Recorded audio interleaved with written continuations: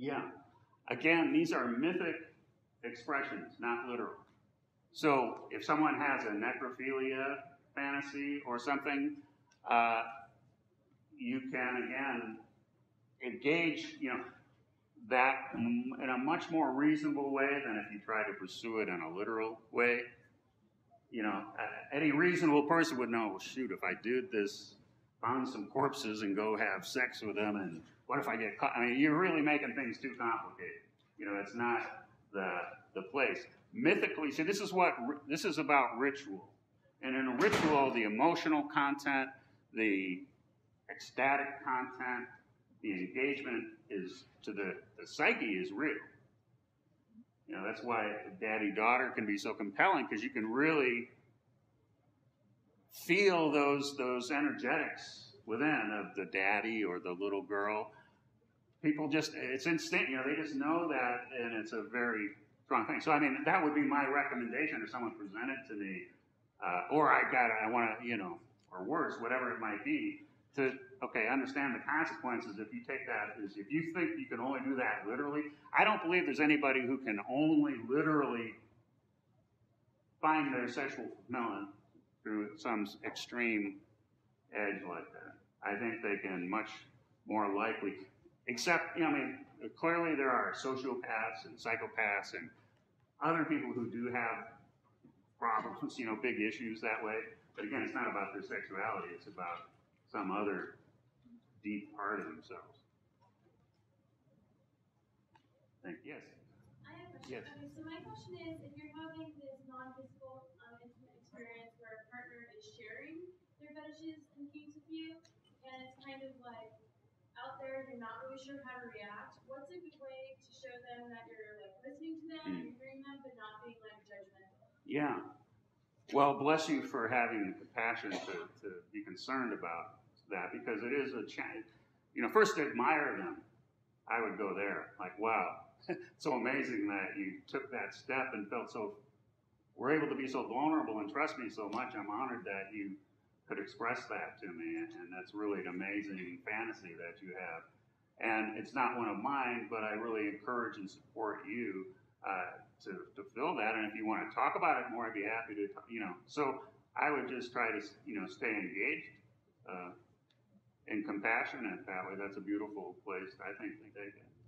Yes? Do you think, you mentioned earlier that you think that people engaging in healthy acts of fetish sexuality can reduce the number of pedophiles, necrophilias, stuff like that. Do you think that a large number of people out there committing violent acts, murder, pedophilia, stuff like that, could result from them having a fetish sexuality that they never explored? I believe yes. I think, again, this is just speculation, and I've worked with a little bit in this. Part of my next path is to do the research, start researching, working.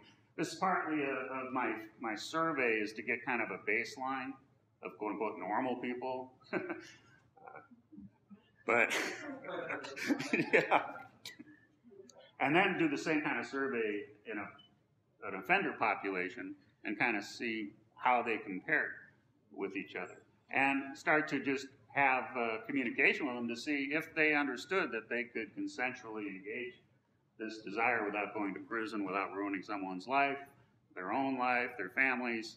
Would they choose to that path versus the offending path? And I think a lot of them, I would see this program, one of those programs where they kind of have a sting operation and the cop pretends on their 14-year-old boy or girl, and then they set up the cameras and the guys show up, and there'll be 10 guys or something in one program. And I mean, most of those people, they just look like, man, you made a stupid mistake, and they in no way they would have. I think they were ripe to find another path than the one that they kind of got drawn into. There are clearly violent offenders and very intense sociopathic people out there, but I think in this total offender population, I think there could be easily 5-10% that might respond to this type of therapy.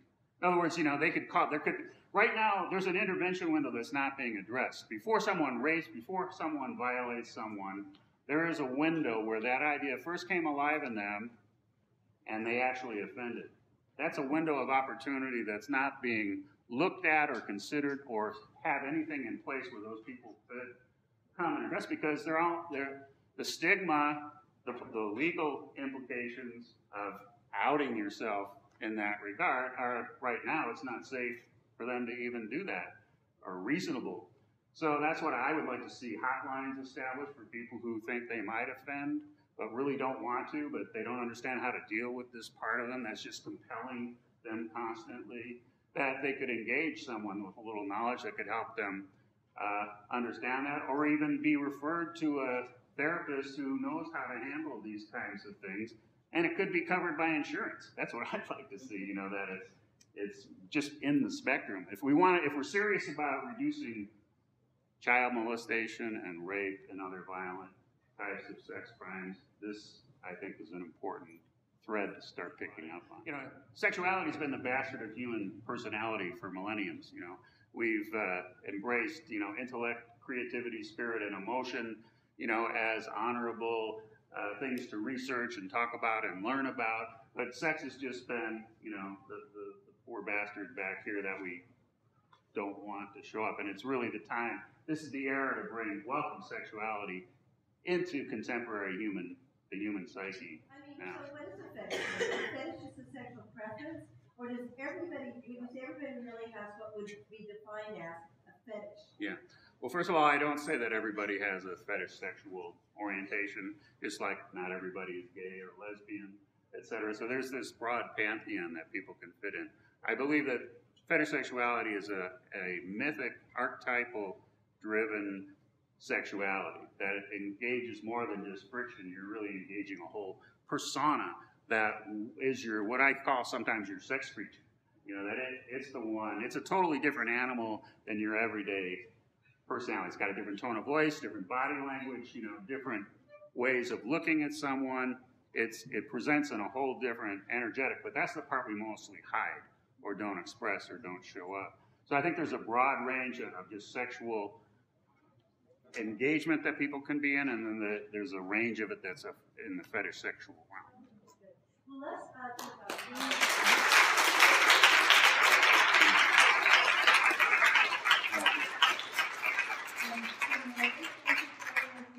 wherever you are, and so I presume that if you have more questions, I might stay for a minute, but we should probably push the minute. And thank you all so much for being so patient and hanging through this conversation and engaging, even not online. Yeah. But, yeah, stay open-minded, you know, be tolerant, be who you are.